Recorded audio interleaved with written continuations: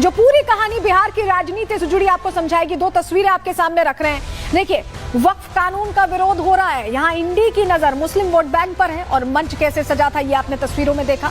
दूसरी तस्वीर हिंदुत्व के सपोर्ट की है, क्योंकि एनडीए जातुई में बटे हिंदुओं को एक करके बिहार में जीत का परचम लहराना चाहती है। और ये दो तस्वीरें यानी दोनों ही दल अपनी पुरजोर कोशिश में लगे हैं कि राजनीति में जो जातिवाद हावी है उसे अपने सिरे से भुना सकें। और बिहार में यही वजह है कि जीत हार कहा जाता है कि इसी से तय होती है। और ऐसे में पूरी जोर आजमाइश यहाँ दिखाई दे रही है। संत समाज भी हुंकार भर रहा है।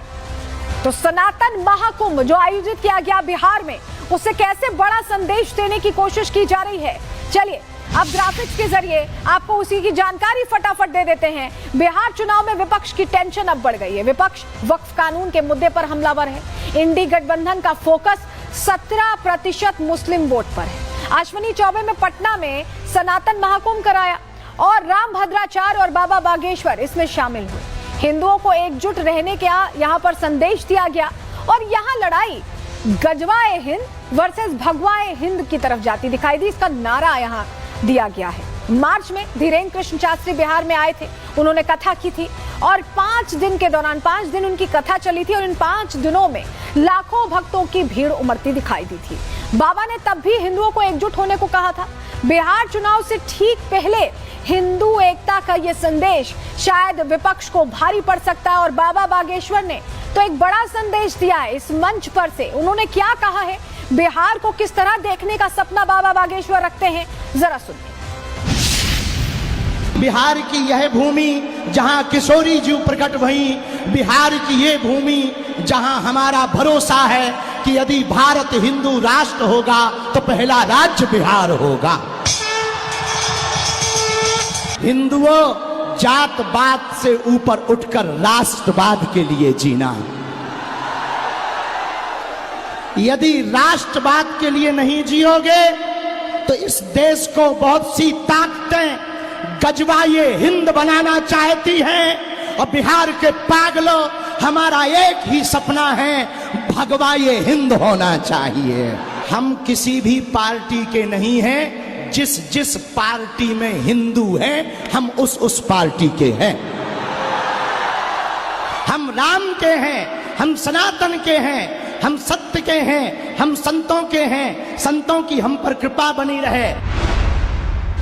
तो देखिए, इशारा कर दिया बाबा बागेश्वर ने कि बिहार में वो क्या होते देखना चाहते हैं और उन्होंने कहा कि जो हिंदुत्व के साथ हैं हम उनके साथ हैं। एक तरह का इशारा भी बाबा बागेश्वर ने यहाँ दिया है।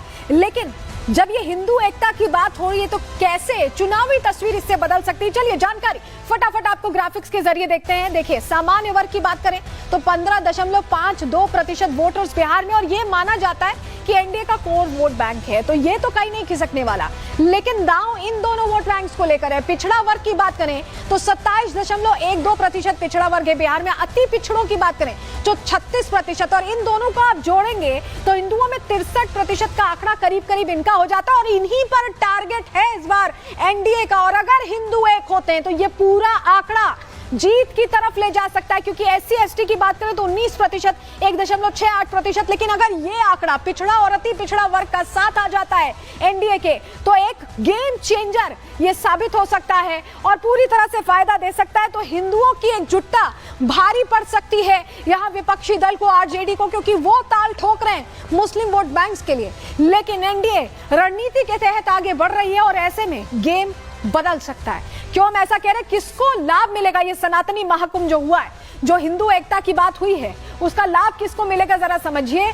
सनातन महाकुंभ से एनडीए को सीधा सीधा लाभ यहां मिल सकता है। हिंदू एक हुए तो बिहार में एक तरफा जीत एनडीए की हो सकती है।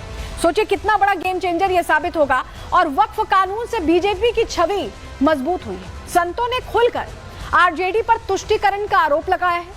सीमांचल में मुस्लिम निर्णायक भूमिका में होते हैं, मुस्लिम वोट निर्णायक होते हैं। ऐसे में हिंदू एक होंगे तभी एनडीए बड़ी जीत दर्ज कर पाएगी। इंडी गठबंधन वोटर्स को लुभाने के लिए वादे कर रहा है तरह तरह की बातें हो रही कि 20 प्लान तैयार किया, 20 महीने में कर दिखाएंगे, लेकिन इंडी वोट बंदी जैसे सियासी मुद्दे भी बना रहा है जिससे कि उन्हें जीत मिल सके। तो कोशिश इनकी ये है कि वो अपनी राजनीति के जरिए कहीं ना कहीं फांस सके और उस वोट बैंक को मजबूत कर सके, लेकिन उसका कार्ड एनडीए ने एकजुटता से निकाला है। जरा अब आपको दो तस्वीरें दिखाते हैं कैसे इंडी गठबंधन मुस्लिम वोट बैंक पर पूरा फोकस रखे हुए उसके लिए हर संभव कोशिश कर रहा है। और ये कल की ही तस्वीर है, देखिए वोट बैंक पर नजर है तो ऐसे में मुहर्रम का जश्न जो हुआ उसमें पूरी तैयारी भी दिखाई दी और पूरी एक तरह से भागीदारी भी दिखाई दी। दूसरी तस्वीर देखिए, वोट के लिए कुछ भी करने वाली तस्वीर है जहां पर ताजिए की पूजा राबड़ी देवी करती दिखाई दे।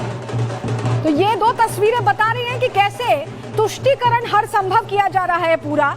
और इस तस्वीर को जब आपने देख लिया, तस्वीर हमने आपको दिखा दी, अब तस्वीर के अंदर की खबर आपको बताते हैं कि ये हो क्यों रहा है, ऐसा क्यों करना पड़ रहा है, जरा जानकारी देते हैं आपको। दरअसल आरजेडी की नजर अपने कोर वोटर्स पर है और बिहार में आरजेडी का MY factor, Muslim Yadav factor मजबूत माना जाता है। मुस्लिम वोट बैंक पर पूरा होल्ड चाहते हैं लालू यादव, पूरा परिवार मुस्लिमों को लुभाने में जुटा हुआ। वही तस्वीर दिख रही है, तेजस्वी वक्फ कानून कूड़ेदान में फेंकने को तैयार है। अभी कुछ दिन पहले उनका बयान आया था कि डस्टबिन में डाल देंगे, जो कानून बन चुका है उसे वो डस्टबिन में डालने की बात कर रहे हैं। और बार बार इंडी गठबंधन कहता है कि हम संविधान से चलते हैं, संवैधानिक कानून को डस्टबिन में डालने की बात की। लालू बीमारी के बाद भी मुहर्रम कार्यक्रम में शामिल हुए, हमने आपको तस्वीर दिखाई। राबड़ी देवी ताजिए की पूजा करती दिखाई दे रही है। क्या ऐसा संभव है, ताजिए की पूजा की जाती है क्या? लेकिन हर तरफ यही कोशिश है कि बता सके कि हम आपके करीबी हैं, हम आपके साथ हैं, और यही विश्वास दिलाने के लिए यह तस्वीरें सामने आ रही हैं। लेकिन अब आपको जरा बताते हैं, वोट बैंक जब हम कह रहे हैं कि मुस्लिम वोट बैंक पर नजर है और इसी को साधने की कोशिश में ये तस्वीरें, ऐसी तस्वीरें सामने आ रही हैं। जरा आपको समझाते हैं कि कैसे इनके लिए मुस्लिम फैक्टर बहुत इंपॉर्टेंट है और ये क्यों इतनी ज्यादा कोशिश करें। चलिए जानकारी फटाफट आपको देते हैं। देखिए, मुस्लिम आबादी की बात करें बिहार में तो 17.7% मुस्लिम आबादी है, 17.7%। और ऐसे में बताया जाता है कि 47 सीटों पर ये प्रभाव रखते हैं।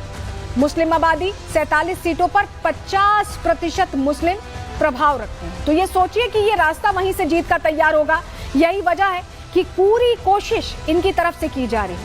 क्यों हम कह रहे हैं कि मुस्लिम आबादी आप समझिए 17.7% है और 47 सीटों पर इनका प्रभाव, 50% मुस्लिमों का प्रभाव है। और इसके अलावा 11 सीटों पर भी 40% मुस्लिम हैं। तो ये 40% मुस्लिमों को अपनी तरफ खींचना चाहते हैं। इनका एजेंडा यही है कि इन्हें अपनी तरफ कर लें और क्या पता इससे जीत का रास्ता तैयार हो। इसीलिए पुरजोर कोशिश यहाँ पर होती दिखाई दे रही है।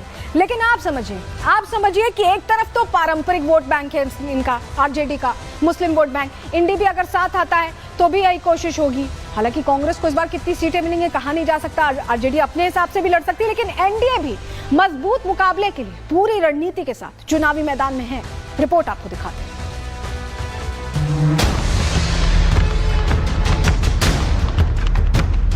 हमारा एक ही सपना है, भगवा ये हिंद होना चाहिए। राम विरोधी, राष्ट्र विरोधी और हिंदू विरोधियों को हम कभी भी सत्ता नहीं देंगे। बिहार विधानसभा चुनाव में वोट बैंक को साधने की कोशिशें तेज हो गई हैं।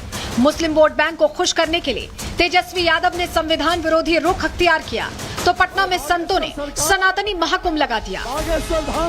इस महाकुंभ के आयोजक पूर्व केंद्रीय मंत्री अश्विनी चौबे रहे, लेकिन असली खेल पंडित धीरेन्द्र कृष्ण शास्त्री ने कर दिया। बाबा बागेश्वर ने हिंदुओं को एक करने के साथ साथ साफ शब्दों में कह दिया कि बिहार पहला हिंदू राज्य होगा। बिहार की ये भूमि जहां हमारा भरोसा है कि यदि भारत हिंदू राष्ट्र होगा तो पहला राज्य बिहार होगा।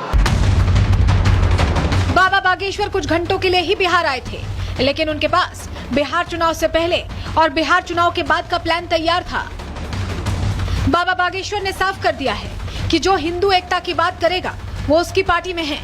राजनीतिक आरोपों पर अंकुश लगाने के लिए बाबा ने कहा कि वो चुनाव के बाद भी बिहार में एक्टिव रहेंगे और सनातन हिंदू एकता पदयात्रा निकालेंगे। भगवान विराजमान। चुनाव के पहले नहीं, चुनाव के बाद, ताकि लोगों को ये ना लगे कि हम राजनीति में आ रहे। चुनाव के बाद बिहार में भी पदयात्रा करेंगे, ताकि वो केवल